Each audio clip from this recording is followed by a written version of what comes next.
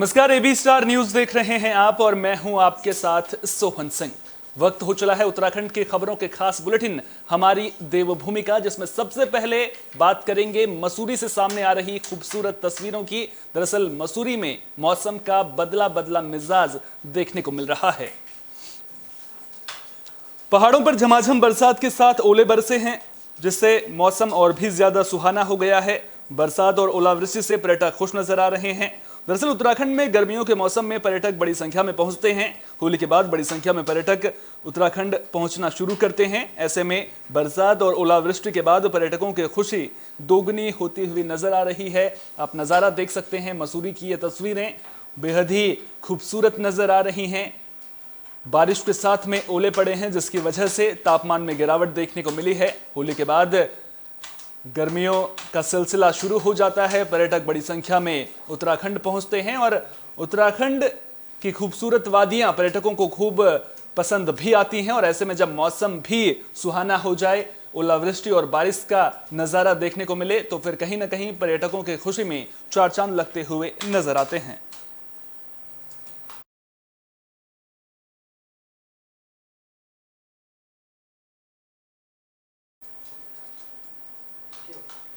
Bulletin में बात हल्द्वानी की भी कर लेते हैं, जहां जन औषधि दिवस के मौके पर कार्यक्रम का आयोजन किया गया था। कार्यक्रम में केंद्रीय रक्षा राज्य मंत्री अजय भट्ट भी पहुंचे थे। इस दौरान उन्होंने कहा कि मोदी सरकार ने एक सपना देखा था। सपना यह कि लोगों को कम कीमतों पर दवाइयां मिल सकें, और अब मोदी सरकार के इस सपने को साकार होते हुए नजर आ रहे हैं। मोदी सरकार का यह सपना साकार होता हुआ नजर आ रहा है। लोगों को जन औषधि केंद्र की मदद से कम कीमतों पर दवाइयां मिल रही हैं। तो जन औषधि दिवस के मौके पर हल्द्वानी के सुशीला तिवारी हॉस्पिटल में कार्यक्रम का आयोजन किया गया था। कार्यक्रम में केंद्रीय रक्षा राज्य मंत्री अजय भट्ट ने शिरकत की। उन्होंने कहा कि जन औषधि केंद्र सरकारी अस्पतालों में खुलने से मरीजों को काफी फायदा पहुंचा है। लोगों को सस्ती दवाइयां मिल रही हैं। अजय भट्ट ने कहा कि पीएम मोदी ने इसी मकसद के साथ जन औषधि केंद्र शुरू करने की योजना बनाई थी कि मरीजों को कम कीमतों में दवाइयां मिल सकें। आज पीएम मोदी की योजना लोगों के लिए लाभकारी साबित हो रही है।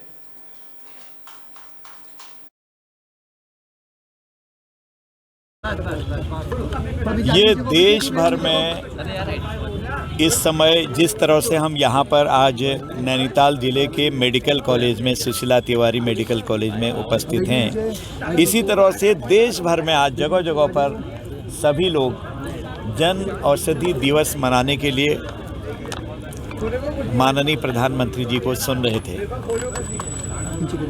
आपने देखा कि किस तरह से कतार लगी हुई है लोगों की औषधि लेने के लिए। 50% से 90% तक की छूट इस दवाइयों में है। जो दवा 10 रुपये की यहाँ पर मिल रही है, वही मार्केट में 100 रुपये की है। उसका सॉल्ट वही है, सारे गुण वही हैं, तत्व वही हैं, लेकिन गरीबों के लिए तो यह वरदान साबित। बात पौड़ी की कर लेते हैं, जहां बस अड्डे के पास नगर पालिका कॉम्प्लेक्स में बनी 2 दुकानों में अचानक आग लग गई। राहगीरों की मदद से फायर ब्रिगेड की टीम मौके पर पहुंची थी। तो पौड़ी में देर रात बस अड्डे के पास नगर पालिका कॉम्प्लेक्स की 2 दुकानों में अचानक आग लग गई थी। राहगीरों ने दुकानों में आग लगने की जानकारी दमकल विभाग को दी थी। दमकल विभाग ने कड़ी मशक्कत के बाद आग पर काबू पाया। फिलहाल आग लगने की वजहों का खुलासा नहीं हो सका है। दुकानों को आग की वजह से बड़ा नुकसान हुआ है, जिसका आकलन किया जा रहा है। वो ये है कि हमें अभी जैसे ही कॉल मिली थी कि साग की नगर निगम की बिल्डिंग है, तो हमारी गाड़ियाँ जवान और स्वयं में हम लोग तुरंत घटनास्थल में पहुँचे हैं और त्वरित कार्रवाई करते हुए, जैसे कि आपको भी पता है यहाँ पर पब्लिक भी मौजूद है, और हमने इसको अर्लीली मतलब बहुत ही जल्दी इसको हमने बुझाया है। हमारे 2 वाहन यहाँ पर आए हैं, हमने आपको कंट्रोल कर दिया और बाकी बिल्डिंग को, अगल बगल की दुकानों को। काशीपुर के कुंडा थाना इलाके से एक हैरान करने वाला मामला सामने आ रहा है। पत्नी को मारने के लिए पति ने 5 लाख रुपए की सुपारी दी थी। पुलिस ने आरोपी पति को 2 साथियों के साथ गिरफ्तार कर लिया है। एसएसपी ने बताया कि 5 मार्च को पतरामपुर के रहने वाले सलविंदर सिंह ने थाने में तहरीर दी थी उन्होंने पुलिस को बताया था कि उनकी बेटी कुलविंदर कौर काशीपुर महिला हेल्पलाइन से अपने घर पतरामपुर आ रही थी। तभी शिवराजपुर पट्टी पुलिस चौकी के आगे एक कार चालक ने उनकी बेटी को मारने की नीयत से स्कूटी में टक्कर मार दी, जिससे कुलविंदर कौर घायल हो गई। सलविंदर ने शक जताया था कि कुलविंदर के पति ने ही उसे मारने की कोशिश की है। मामले का खुलासा करने के लिए पुलिस की टीम का गठन किया गया था, जिसके बाद धीरे धीरे परत दर परत साजिश से पर्दा उठता गया। पुलिस ने आरोपी पति को 2 साथियों के साथ गिरफ्तार कर लिया है। वाली घटना सामने आई है। एक महिला को स्कॉर्पियो में टक्कर मार दिया था 3 दिन पहले, परंतु उसके परिवार वालों को डाउट था कि एक आम एक्सीडेंट नहीं है, ऐसा हमें डाउट लग रहा है। तो हमने काम किया था उस पर। काफ़ी रातों रात हमने कई सारे सीसीटीवी फुटेज देखा। हमने देखा कि स्कॉर्पियो जो है, महिला तो अपनी लेफ्ट लेन में चल रही है, वो वकील थी, महिला का फैमिली हेल्पलाइन में काउंसलिंग पे आई थी, पति के साथ डिस्प्यूट चल रहा था। तो लेकिन हमने देखा स्कॉर्पियो तो अजीब से बिहेव कर रही है। जब से यहाँ से ये गई, उसी के पीछे लग गई स्कॉर्पियो। कभी आगे जाता है, कभी वापस आता है, कभी आगे जाता है, वापस आता है, पीछा बहुत करता है, अजीब अजीब जगहों पे रुकता है। वो कहीं ऐसा लग रहा था कि वो जाना ही नहीं चाहता स्कॉर्पियो, कहीं किसी स्पेशल काम के लिए आया है ऐसा लग रहा था। बाद में जहाँ कोई सीसीटीवी कैमरा नहीं है, वहाँ पे टकराव हो जाती है, और टकराव के टाइम में बेचारी लड़की लेफ्ट साइड में थी, है ना। तो इससे बहुत संदेह हो गया हमको। कहीं ना कहीं से हमने आइडेंटिफाई किया, नंबर प्लेट्स भी, रोल इंजन नंबर भी, और फिर वो बेचा गया था किसी और को, उस थर्ड पार्टी ने किसी और को दिया था, आइडेंटिफाई हो गया। बाद में ये कहानी खुल के सामने आई कि उसी का हस्बैंड है, जो पिछले 6 साल से शादीशुदा है उससे, परंतु संबंध नहीं बनाया और एक तरीके से अलग से रह रहा था, और इनके बीच में परिवार हेल्पलाइन में चल रहा था मामला। तो पारिवारिक हेल्पलाइन में इनका आपस में जो भी फैसला होना था, सेपरेशन होना था, नहीं हो पा रहा था। आज से 6-7 महीने पहले से इसने प्लान कर लिया। एक अटैकर को पकड़ा, उसका नाम क्या नाम है उसका, खेम सिंह है। उसके ऊपर ऑलरेडी 302 का मुकदमा है। उसको महिपाल सिंह के थ्रू मिला, 5 लाख का सुपारी दिया। 3 महीने पहले, हैरान हो जाओगे आप सुन के, 3 महीने पहले 1 लाख रुपए ट्रांसफ़र किया उसने कि बाकी पैसा तो काम के बाद मिलेगा। और लगातार टच में ये अटैकर के साथ नहीं रहता था, तीसरे आदमी के साथ रहता था। कई बार रखी हो चुकी थी इनका, कई बार रिहर्सल हो चुका था। उस दिन उन्होंने अंजाम दे दिया था, लेकिन भगवान बहुत बड़ा है, भगवान का भला हो, मतलब सबका अच्छा हो, क्योंकि लड़की। जसपुर पुलिस को बड़ी कामयाबी मिली है। बडियो गांव में हुए ब्लाइंड मर्डर का पुलिस की टीम ने डॉग स्क्वाड की मदद से खुलासा कर दिया है। दरअसल पुलिस को गांव के खेत में एक व्यक्ति का शव पड़ा मिला था। पुलिस ने जब मामले की जांच की तो डॉग स्क्वाड ने कातिल को पहचान लिया। आरोपी की पहचान कासिम उर्फ दानिश के रूप में हुई है। पुलिस ने घटना का खुलासा करते हुए बताया कि मृतक और आरोपी आपस में चचेरे भाई हैं और दोनों ही नशे के आदी थे। मृतक के परिवार के लोग अपने बेटे की नशे की आदत से परेशान थे और उसे ताने देते रहते थे।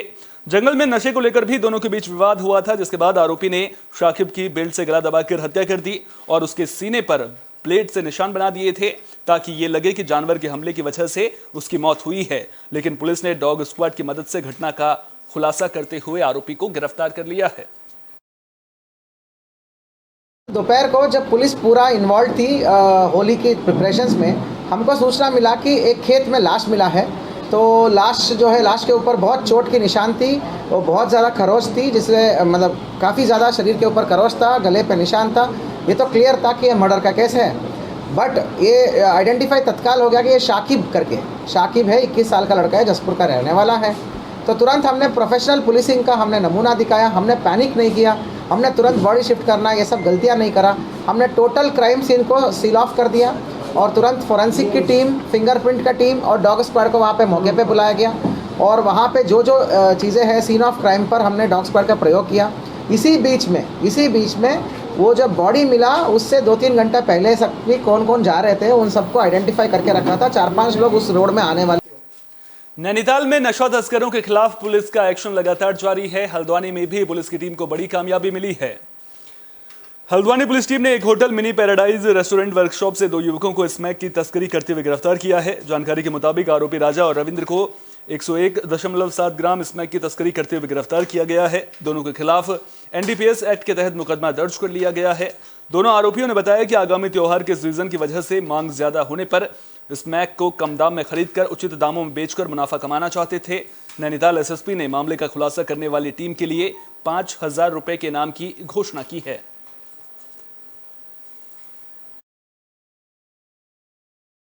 इसमें इस माह पूरा फरवरी से एक अभियान चलाया गया था जिसमें 4 बड़े कंसाइनमेंट शराब के पकड़े गए थे और स्मैक पे हम लगातार कार्रवाई कर रहे हैं। इसी दिशा में कल रात सायं को एक बड़ी सफलता प्राप्त हुई है। राजा और रविंदर ये बरेली के रहने वाले थे और पुलिस के पहले भी रडार पे चल रहे थे। ये दोनों आपका वर्कशॉप लाइन में सीढ़ियों के पास बैठे हुए थे। पुलिस द्वारा जब इनको तलाशी के लिए देखा गया तो ये लोगों ने भागने का प्रयास किया। पुलिस द्वारा इनकी तलाशी ली गई, उनसे 101 ग्राम स्मैक बरामद हुई है।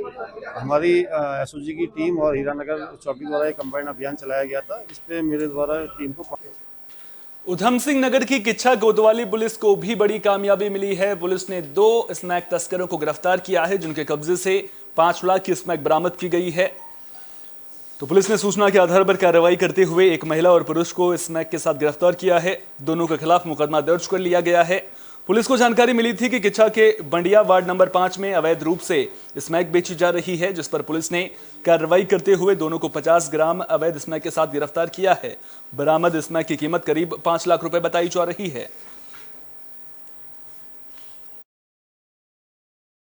ये माननीय मुख्यमंत्री महोदय के निर्देशों के क्रम में 2025 तक उत्तराखंड को नशा मुक्त उत्तराखंड बनाने के लिए सतत हमारी टीम प्रयास कर रही है और इसमें हम लोगों ने एक बड़ी सफलता मिली है किच्छा टीम को। इसमें सीओ सितारगंज और इंस्पेक्टर किच्छा के नेतृत्व में बड़ी सफलता मिली है। 50 ग्राम स्मैक हम लोगों ने बरामद की है जिसकी अनुमानित कीमत लगभग 5 लाख रुपए है मार्केट में। इसमें 2 अभियुक्तों को हमने अरेस्ट किया है, जिनमें से एक अभियुक्त जो है उस पर पहले भी 5 मुकदमे हैं शराब और ड्रग्स के ही, और साथ में जो शेष अभियुक्त हैं उनके आपराधिक इतिहास की जानकारी की जा रही है। और निश्चित रूप से इस नशे की खेप के पकड़े जाने के बाद क्षेत्र में नशे की जो समस्या है उसमें कमी आएगी। साथ ही हम लोग इनकी बैकवर्ड और फॉरवर्ड लिंकेजेस जो हैं उन्हें भी ट्रेस कर रहे हैं। हम जानकारी कर रहे हैं कहाँ से लाते थे और किन लोगों को ये लोग सेल करते थे, और इसके साथ ही हम लोग इनकी प्रॉपर्टी की भी जांच कर रहे हैं क्योंकि अभ्यस्त अपराधी है, आदतन है, नशे का कारोबार लंबे समय से ये लोग कर रहे हैं। तो इनकी प्रॉपर्टी की जानकारी करके हम इनकी प्रॉपर्टी की जब्तीकरण और उसके ध्वस्तीकरण की कार्रवाई।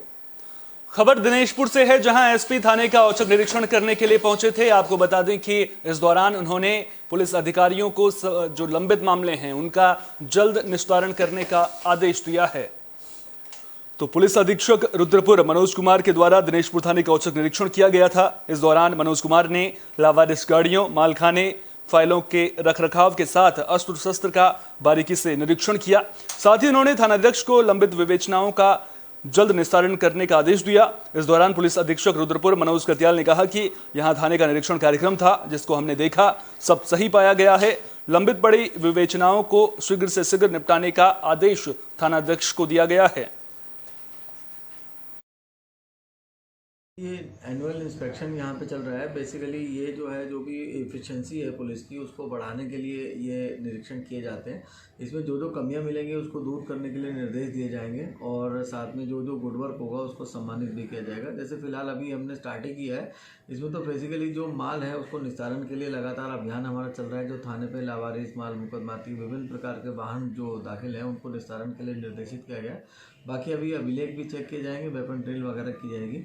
तो इसमें जो भी कमियां मिलेंगी उसके संबंध में इन्हें निर्देशित किया जाएगा और जो गुड वर्क मिलेगा, अगर कुछ अच्छाइयां मिलती हैं, कुछ ऐसा वर्क है जो दूसरी जगह भी इमिटेट किया जा सकता है, दूसरी जगह भी फॉलो कराया जा सकता है, तो उसको भी नोट कराया जाएगा। साथ में बहुत सी नई योजनाएं जो हैं, गौरव शक्ति ऐप से लेकर के और नाफीस की स्कीम है और काफ़ी ऐसी नई टेक्नोलॉजी ड्रिवन जो है क्रिमिनल इन्वेस्टिगेशन और क्रिमिनल आइडेंटिफिकेशन के लिए टेक्निक्स नई से नई आई हैं कुछ, उनकी भी अपडेट ली जाएगी कि उसमें थानों ने कहाँ तक जो है कार्रवाई की है, क्योंकि उसमें लगातार। बुलेटिन के आखिर में बात श्रीनगर गढ़वाल की भी कर लेते हैं, जहां एक युवक अलकनंदा नदी में मछली पकड़ने के लिए गया था, लेकिन इसी दौरान वो नदी में डूब गया था। तो डेहरी गढ़वाल के मलेथा में बिलकेदार कस्बे के पास अलकनंदा नदी में मछली पकड़ने गया एक व्यक्ति नदी में डूब गया। सूचना पर कोतवाली श्रीनगर से पुलिस टीम गोताखोरों के साथ मौके पर पहुंची, जहां प्रत्यक्षदर्शियों द्वारा बताया गया कि 45 साल का दीपक जो मलेथा का रहने वाला है, वो दोपहर के वक्त अलकनंदा नदी में मछली पकड़ने गया था। इसी दौरान वो नदी में डूब गया था। मौके पर पहुंची पुलिस की टीम के द्वारा तत्काल सर्च ऑपरेशन शुरू किया गया। सीओ से मिली जानकारी के मुताबिक खोजबीन के बाद नदी से व्यक्ति को बाहर निकाला गया। उसके बाद पुलिस और एसडीआरएफ की टीम ने एम्बुलेंस की मदद से व्यक्ति को पेश चिकित्सालय श्रीकोट में भर्ती कराया, जहां डॉक्टर्स ने उसे मृत घोषित कर दिया। डिस्ट्रिक्ट कंट्रोल के माध्यम से सूचना आई थी कि मलेथा के नीचे जो है एक दीपक लाल करके जो है, जिसकी उम्र 45 साल की है, और वहीं के सन ऑफ हर्षलाल, ये वहीं का रहने वाला है, मलेथा का। तो ये उस तरफ से टिहरी की तरफ से ये नीचे से शायद पानी कम था नदी में, तो मच्छी मारने का जाल वाल लगा रखा था।